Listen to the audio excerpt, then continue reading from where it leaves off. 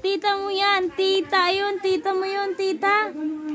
Di ba tita mo yun? Hindi lang sa kasali. Kasali siya, tangik. Hindi lang siya dito nagtutulog. Hindi siya nag-i-sleep dito. Pero tita mo siya. Ayan.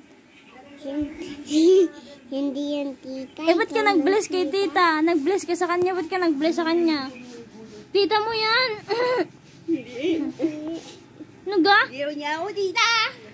Nuga? Ano? Tago na eh. Ano ga?